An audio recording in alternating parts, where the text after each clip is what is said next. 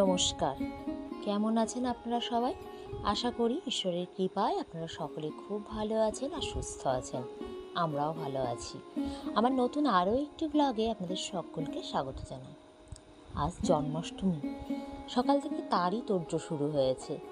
ফুলের মালা করা, ফুল গোছানো, এই সমস্ত দিয়ে আজকে সকালটা শুরু হলো। আমাদের বাড়িতে শ্রীকৃষ্ণের জন্মাষ্টমী এইভাবে এবছর প্রথম পালন করা হবে।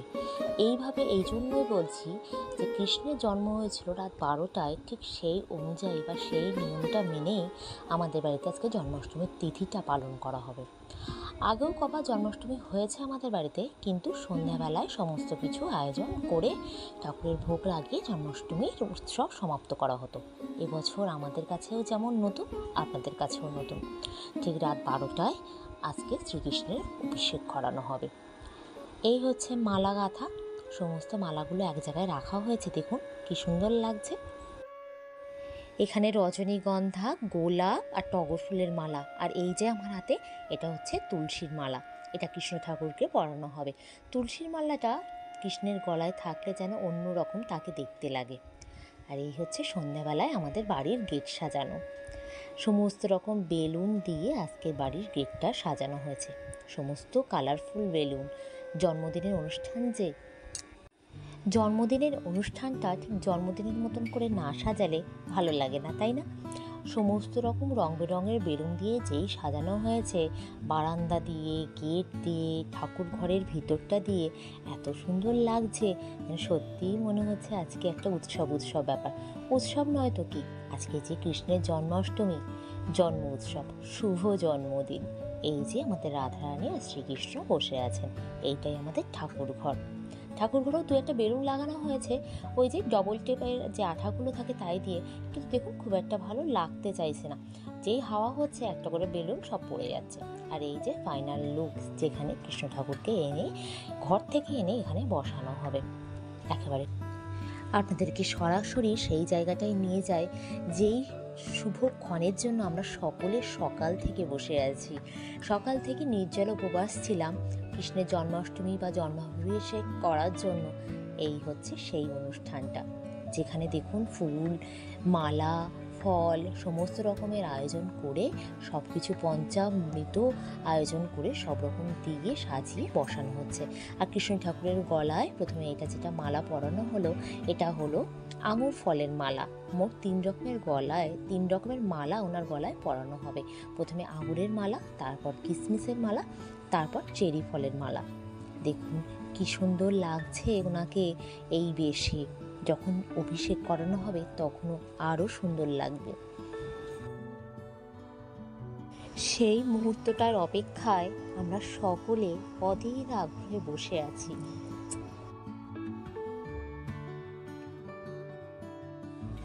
ওনাকে যখন আরতি করানো হচ্ছিল, যেন ওনার মুখটা জল করছিল। আমাদের বাড়ির কৃষ্ণ এবং রাধারানী এসেছে খুব বেশি দিন হয়নি, এই ধরুন বছরখানিক, তাও নয়। আর বললাম না, এবছর ওনাকে যেমন আপনারা দেখছেন জন্মাষ্টমী পালন করছি আমরাও এবছর আমরা নতুন ওনার এইভাবেই জন্মাষ্টমীটা পালন করছি। এরকম নিয়ম মেনে যে রাত 12টা পর্যন্ত আমরা সকলে জেগেছিলাম ওনার জন্মাভিষেক করার জন্য। পঞ্চামৃত তৈরি করে ওনাকে অভিষেক করানো হচ্ছে। আপনারা শ্রীকৃষ্ণের জন্মাষ্টমী কিভাবে পালন করেছেন আমাকে জানাতে ভুলবেন না। আর আমার ব্লগটি কেমন লাগলো অবশ্যই আমাকে জানাবেন। আর আমার চ্যানেলটি যদি ভালো লেগে থাকে একটা লাইক, শেয়ার আর কমেন্ট করতে ভুলবেন না। আর যদি আরও বেশি ভালো লাগে বেশি করে সাবস্ক্রাইব করে দেবেন।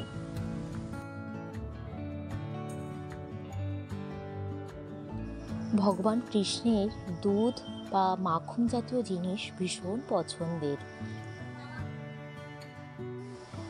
যেমন ধরুন ক্ষীর, ননি, মাখন ওনার খুব প্রিয়।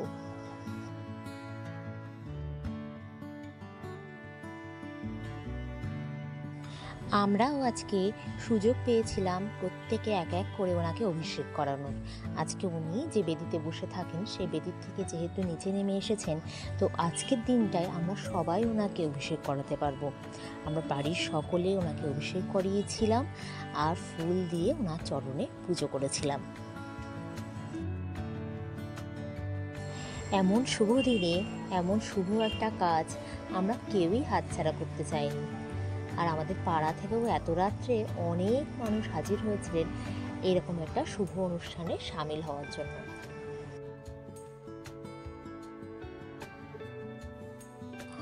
আমাদের জন্মাষ্টমী উৎসবটি শেষ হতে হতে প্রায় রাত 2টো বেজে গিয়েছিল।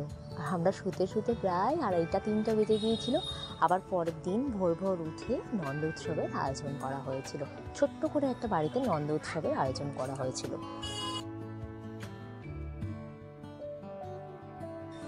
আমাদের বাড়িতেও ওনার পছন্দ মতো লুচি, সুজি, তালের বড়া, নারকেলের নাড়ু, 8 রকম ভাজা, ফল, মিষ্টি, মাখন, ছানা, তাল, ক্ষীর এই সমস্তের আয়োজন করা হয়েছিল। আর হ্যাঁ, আরেকটা কথা তো ভুললে চলবেই না, যেহেতু জন্মদিন সেহেতু চকলেট আর লজেন্সও রাখা হয়েছিল। অনেক ক্ষুদে সদস্যরা এসেছিল প্রসাদ নেওয়ার জন্য। তাদের প্রত্যেকের হাতে ওই চকলেট আর লজেন্স দেওয়া হয়েছিল। তারা তো পেয়ে ভীষণ খুশি যে কৃষ্ণ ঠাকুরের জন্মদিনে আমরা লজেন্স আর ক্যাডবেরি পেয়েছি।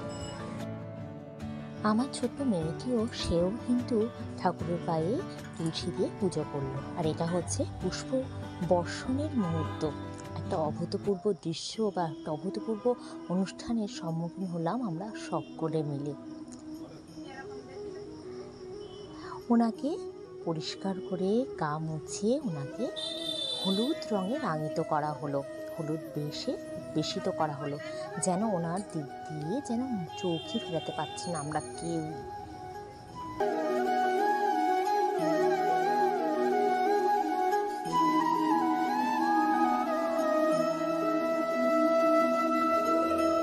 আপনারা কমেন্ট করে জানাতে ভুলবেন না আমাদের বাড়ির মোহিনী এবং মোহনকে ঠিক কতটা সুন্দর লাগছে। আরতির মাধ্যমে দিয়েই ভোগ আরতির মাধ্যম দিয়েই আজকে অনুষ্ঠান পর্বটি শেষ করা হলো। পরের দিন আবার আছে নন্দ উৎসব। নন্দ উৎসবে ছোটোখাটো একটা আয়োজন করা হয়েছিল আমাদের বাড়িতে। আজকের ব্লগটা এখানেই শেষ করছি। আপনারা সকলে খুব ভালো থাকবেন, সুস্থ থাকবেন এবং সাবধানে থাকবেন, নিজেদের খেয়াল রাখবেন। দেখা হবে পরবর্তী কোনো একটি ব্লগে। আজকের মতো আসি, নমস্কার।